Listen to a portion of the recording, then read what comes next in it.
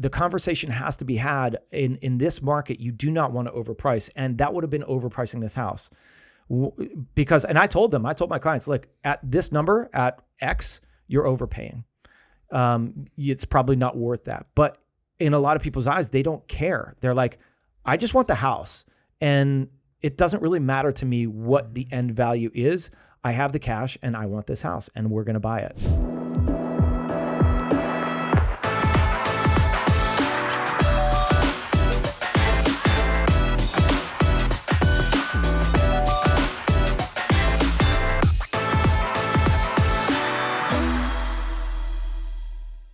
How's it going, everyone? Welcome back to another episode of the Shawn and Matt Show. My name is Matt, that is Shawn, and welcome to our show. Shawn, in today's episode, we're going to talk about what it actually takes to win an offer in the DC market. This isn't going to be national news.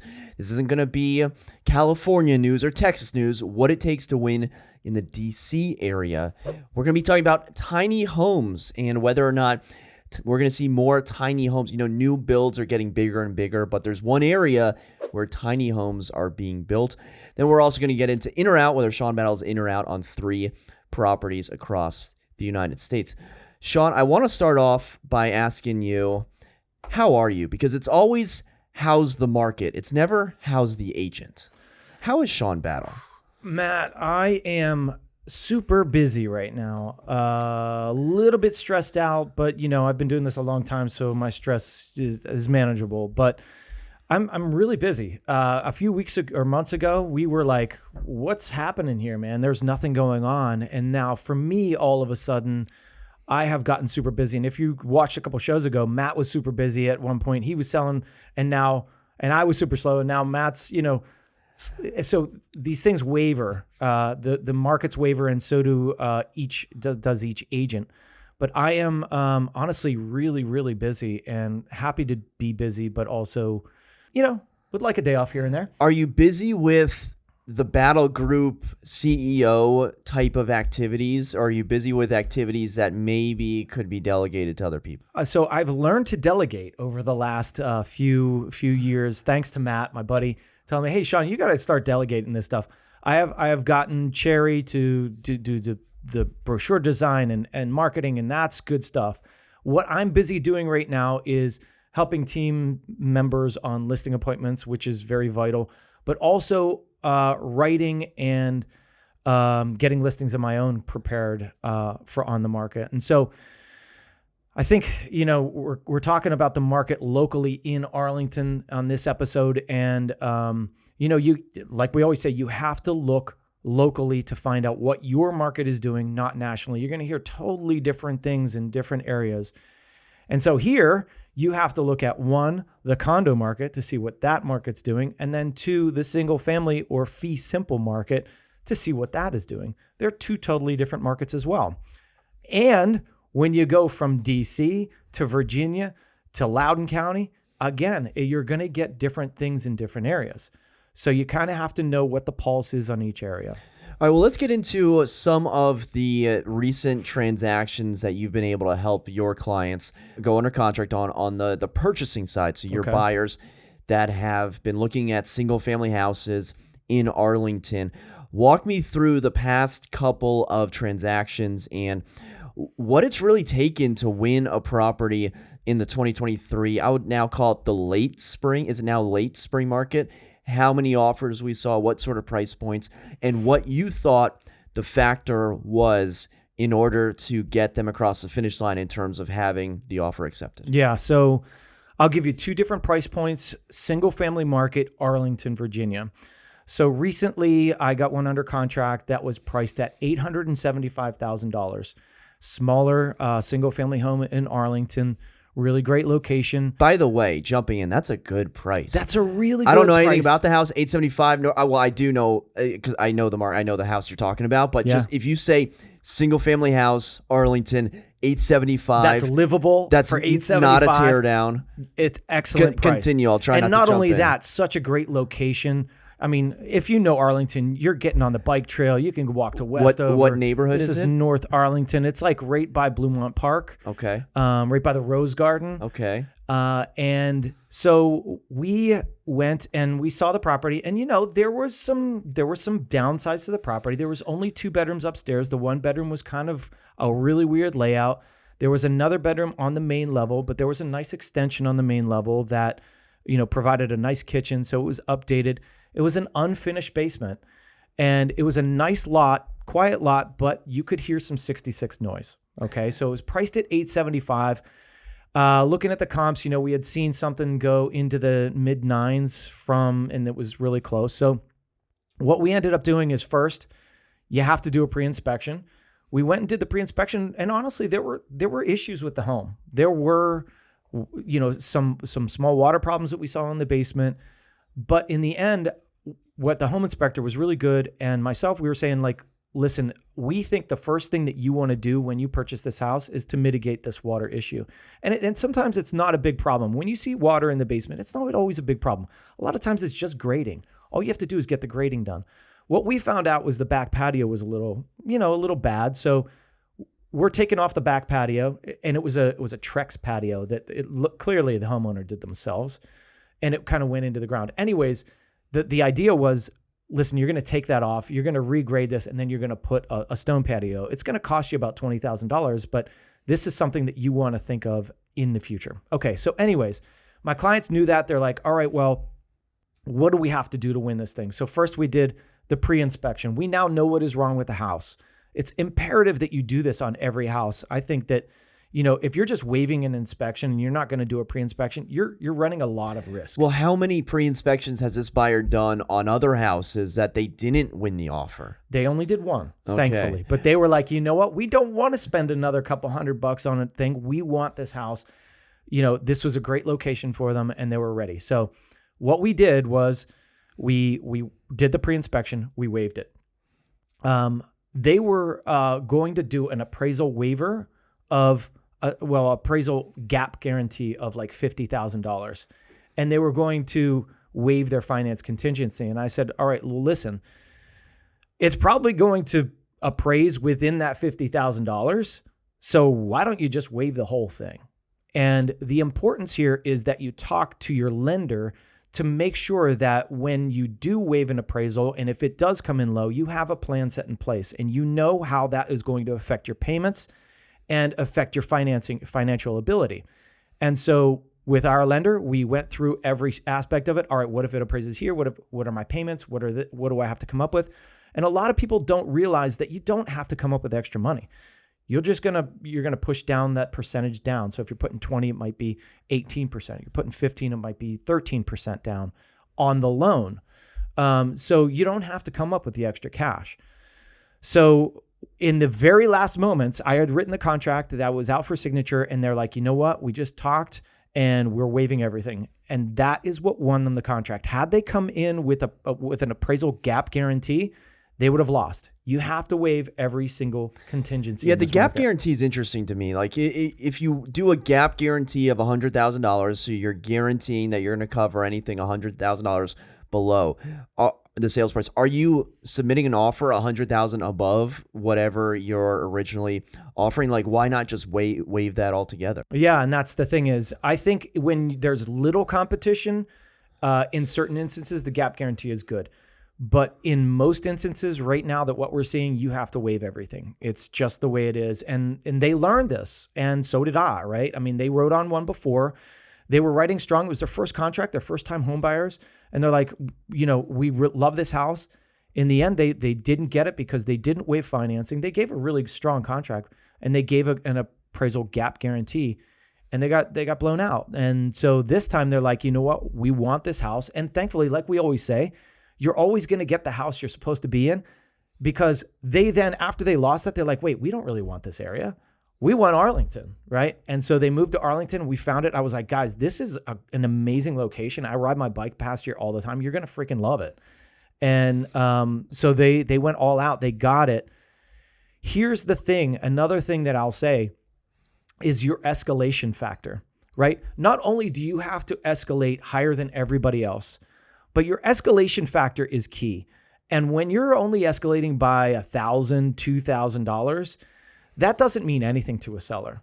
I mean, $2,000 in $800,000, $900,000 range isn't really much. Were we right? talking to an agent? They were submitting an offer for like $900,000. The escalation increment was like $1,000 or $2,500. That's like, nothing. That's nothing. When you have something that's so close and the buyer's like $1,000 and 100 different of a $100,000 deposit or a $20,000 deposit, they're going to take the $100,000 deposit over the $1,000. It doesn't matter. So what you need to start doing is thinking of that escalation factor. The amount that you're willing to escalate over the next best offer has to be bigger. And so we, in this instance, went by $9,000 above the next best offer. And, we beat out a real estate agent that was buying it for themselves. And that's the key, is like, you have to put yourself out there to win in this market. What did you do differently than that other agent, than the other offer? We went above them. So you went above them. Did they have all the contingencies waived All as well? contingencies waived. Okay. Yep. So in this instance, we won because we went by a bigger escalation factor over that person. Have you had any buyers in North Arlington or Arlington single-family house market buy in 2023 with a contingency? No, unfortunately, not in the single family market. So in the Falls Church market, single family, around the $750,000, $800,000 range, we got someone under contract, a buyer who had a home inspection contingency for void only purposes. So we were able to beat out 2 or 3 other, they all blend together at this point. Maybe there are 2 offers, maybe there are 4 offers, but we did it void only and we got it accepted. So it's not just, oh, you're telling me the answer is to waive everything and go above everyone else. I want to put it out there that depending on the property, there are opportunities out there to still have home inspection done for void only purposes. And that's the key, is every property is different. Every single little area is different. You have to be in communication with the listing agent to find out what they're looking for, what your competition is, like how many offers are coming in. And keep in mind, just because they have one offer doesn't mean that that's not a banging offer, right? That could be the best offer out there. So don't think just because there's one offer that, oh, I'm going to beat it, because people are writing strong offers. Now let's go to like the higher priced. So there was a house that I got, we just settled it. It was priced at $1.65 million.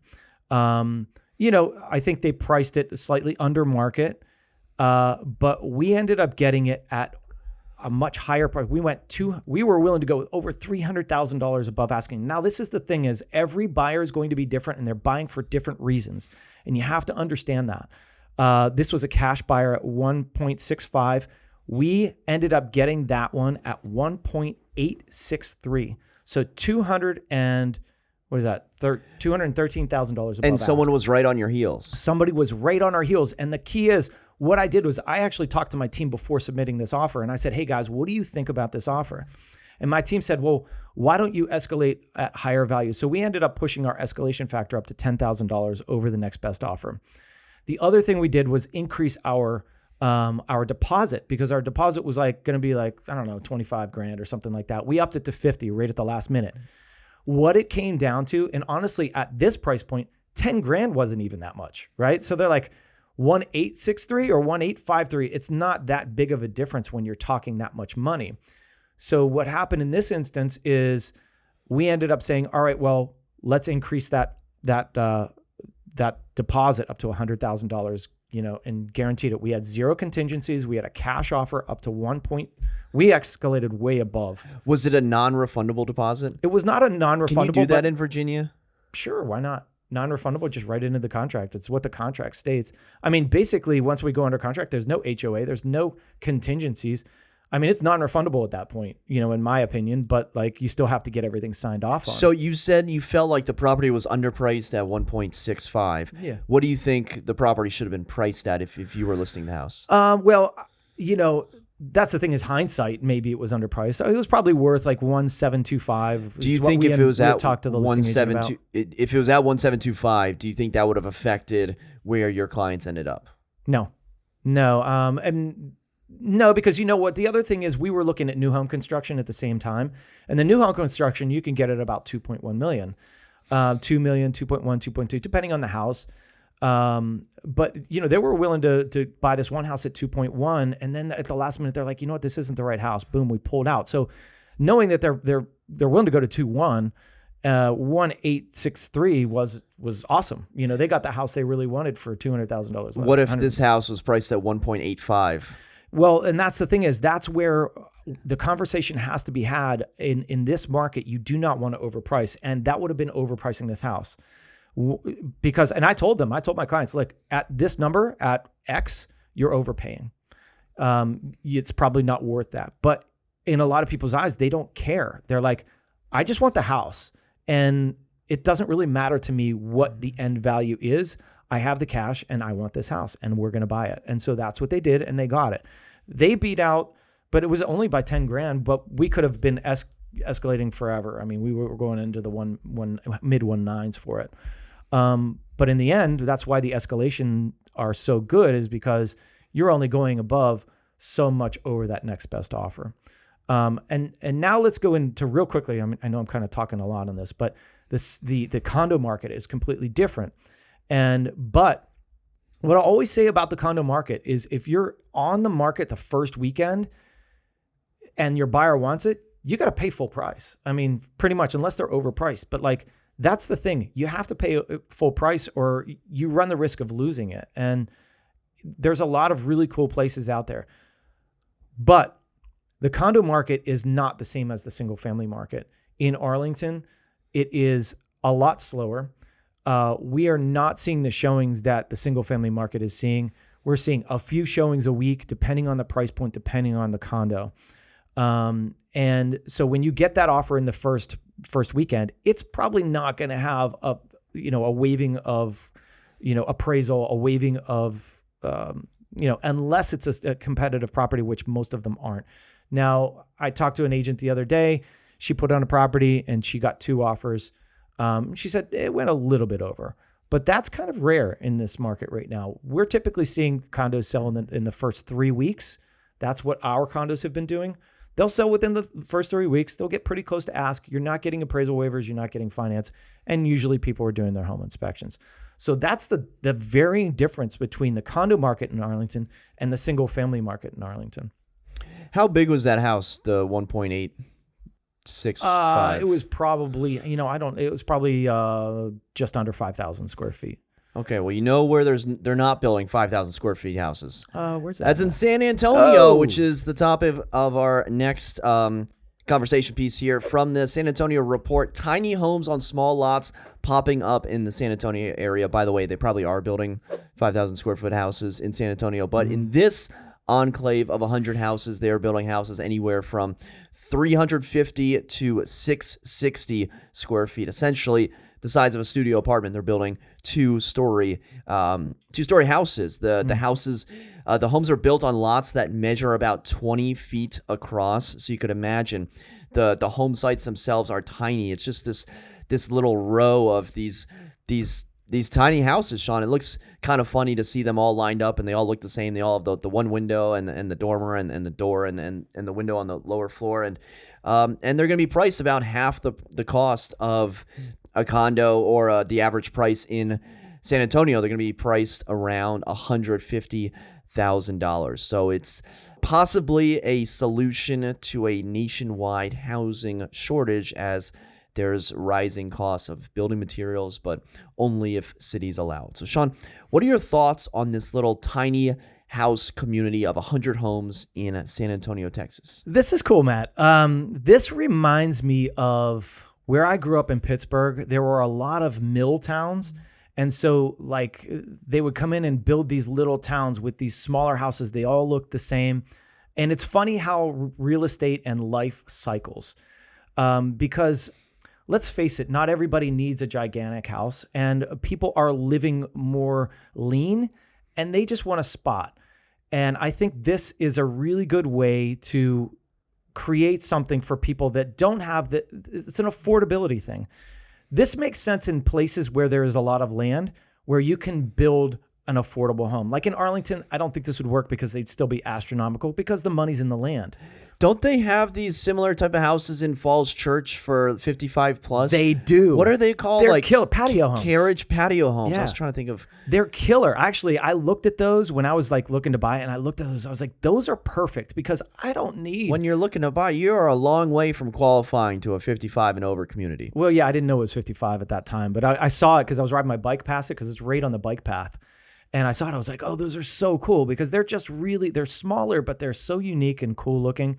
But I think that this is just a really good option for people because when you're out in San Antonio, you have land, but you don't have the housing. So the option is either you're buying a condo that's small and you've got the condo fees that are going up, you've got taxes, everything, or you're going to go buy a single family house for $300,000. Well, what are your options? Those are your two options. So building a small house like this is giving you a condo on your own plot of land, basically, without the condo fees. Now, I don't know if I'm sure there's HOA fees or something that they'll have to pay on this. But what makes properties in this area start to be unaffordable is the rise in condo fees. And so as we've seen along the orange line in this area, we've seen a rise in interest or in condo fees because of the push of inflation. And so we've seen 6.5%, 7%, 8%, 9%, 10% increases in your condo fees. So what's your option? You have to sell that condo. You have to get a buyer that's willing to pay these higher condo fees. Affordability is down. The ability to actually rent this out on a positive basis is not available unless you're paying cash for the property. So it limits you. So I love this. I think it's a great option. And, having a little cute little place on your own spot of land and it's not a condo, but it's still livable. I dig it. How about you? Lennar Homes is building it. Lennar, based in Miami, Florida. They have to have done some sort of cutting up of these plots to get these very, very postage stamp style plots of land.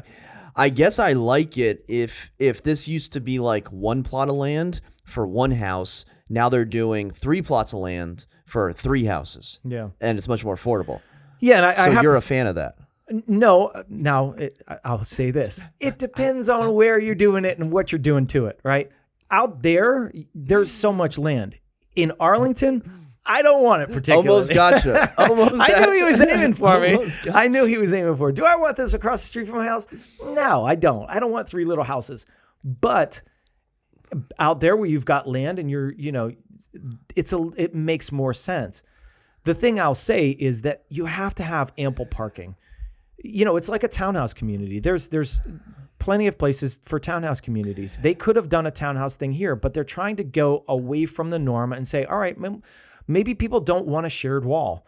You can still hear things through those walls. Let's give them their own little plot of land, their own little haven, and let them live a single family lifestyle without the huge costs. Well, it only has to make sense for one person. Yeah. That person's the developer. Yeah. If it doesn't make sense for the true. developer, he ain't building it. They ain't building it. Shawn, look at this house. How much? This has got to cost about, $2,000 to build, $1,000. I mean, look at this thing. There's a slab of concrete, some siding, and like 2 windows and a roof and a door. It's like an oversized shed, basically. This thing must cost nothing to make. So, originally I was thinking, why don't they just build a big apartment building or big condo? They'd save a lot of space. Well, this thing can't cost more than $1,000 to build. This thing is it's probably a little more than 1,000, but you're right. I mean, look at the thing. There's nothing to it. It's so tiny. It's so tiny. Well, it's all about demand, right? I was actually talking to my daughter about this last night. I was doing the dishes, and she was sitting on the couch. You were talking to your daughter about the housing shortage in America? Yeah, that's basically conversations I have with my family. Bedtime conversations. Yeah. No, she was like asking questions. She's like, Shawn.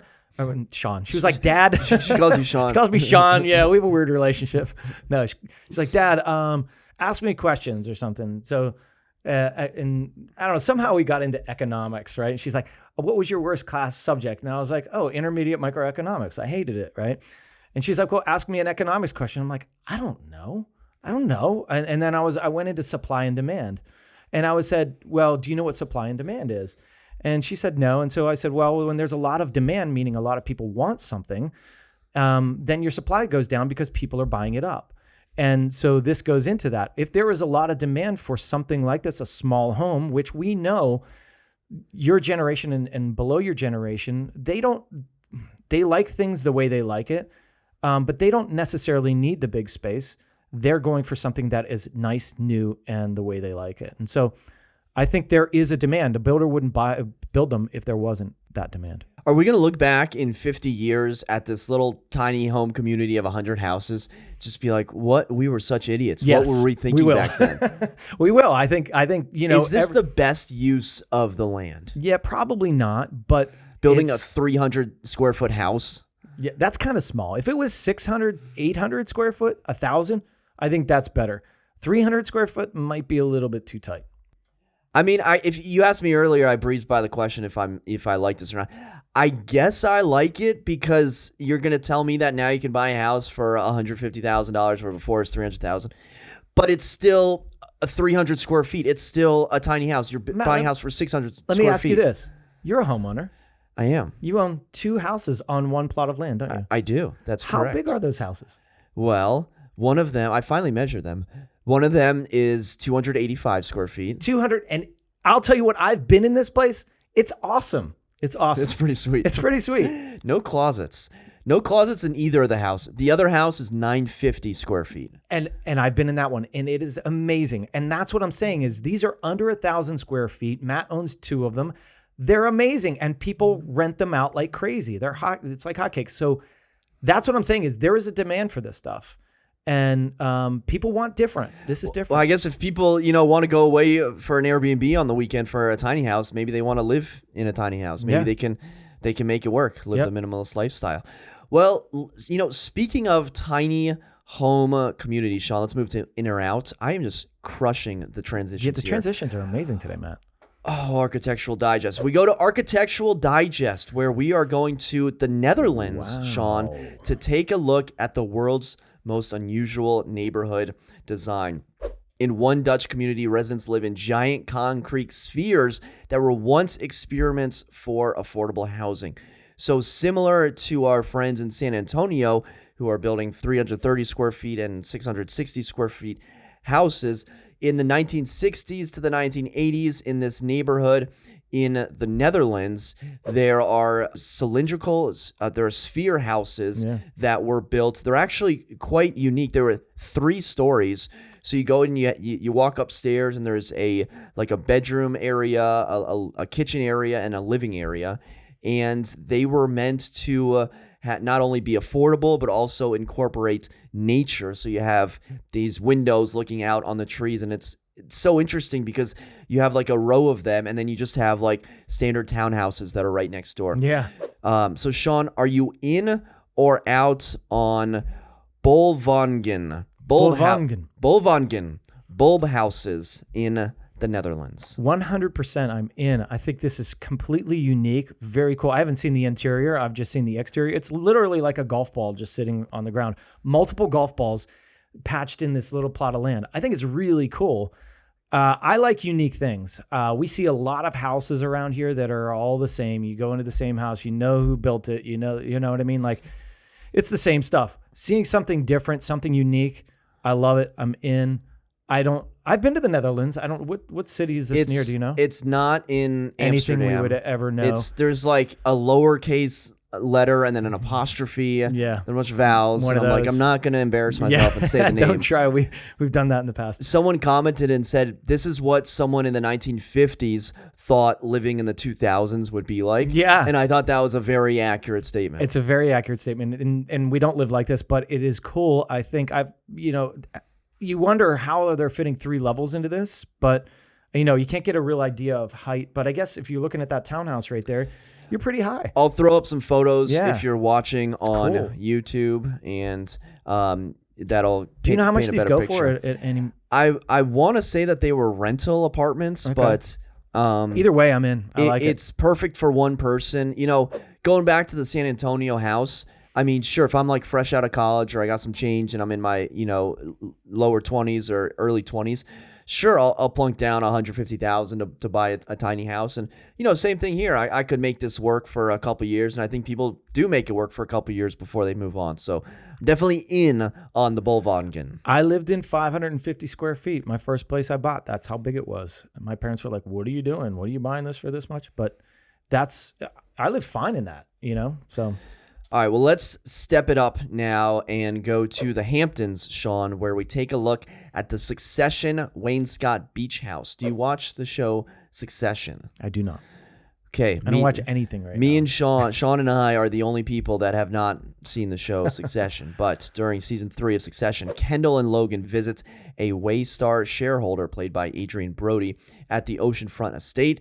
The real-life Hamptons mansion featured in the series is now for sale. Sitting on 2.5 acres in Wainscott, the modern beach house is fit for a billionaire activist, featuring 11,000 square feet of living space. Shawn, 6 bedrooms, 11 bathrooms. You're right on the beach in the Hamptons, and it can be yours. Have I said the price yet?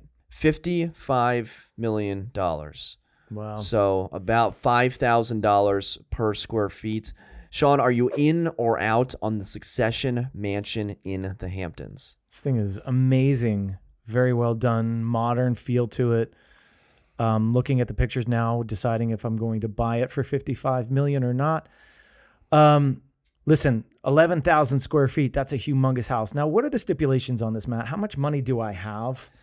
You have the budget of $55 million. It's Okay. always like, if you have $55 million, are you in Malibu? Are you in a skyrise in New York City? Are you in the Hamptons? Yeah. Are you in Miami? I've never been to the Hamptons. Have you?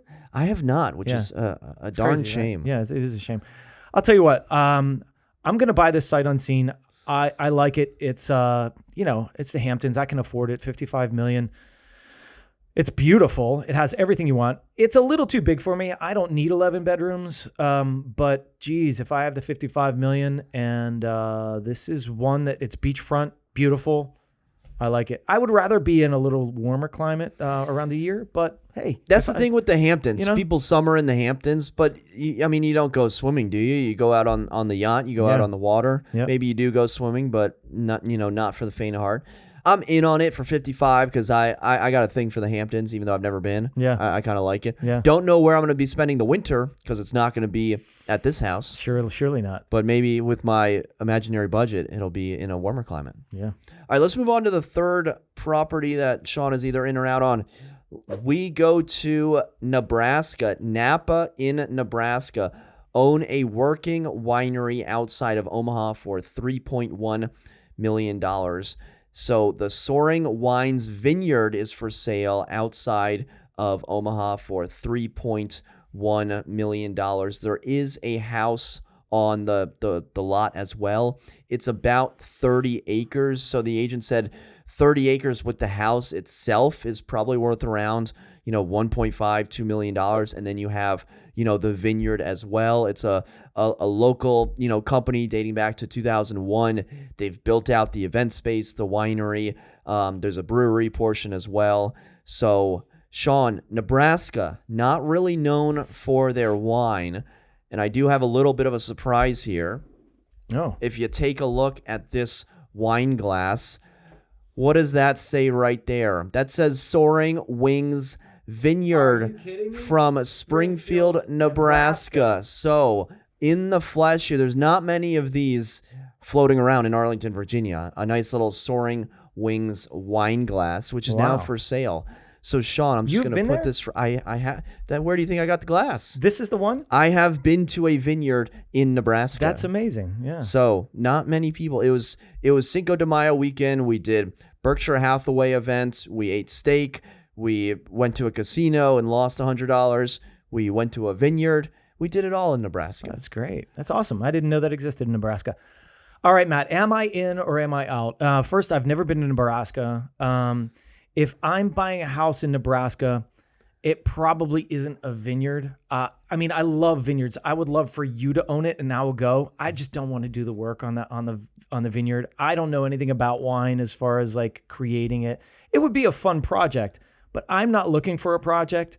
I want you to buy it and then you to create the wine, and then I'll come hang out. So I think I'm out on this. I think it's a great opportunity, but it's just not for me. My my uncle and aunt in upstate New York, they started their own backyard vineyard. I think it's called Black Coyote Vineyard or something like that. Really cool name. And now their entire life is wine. It's wake up until they go to sleep. That's like the retirement project.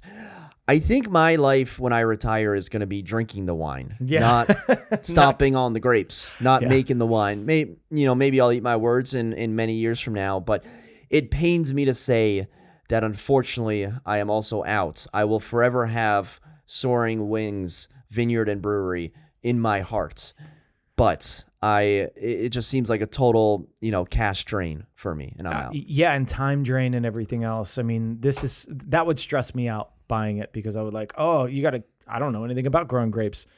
But I do love me some grapes. I do love me some wine. Just let somebody else do it. Yeah, I'm with you. Would love to know what you think, whether you are in or out on the 3 properties and the vineyard. And for Shawn and myself, thank you so much for watching. Until next time, we'll see you then. Take care.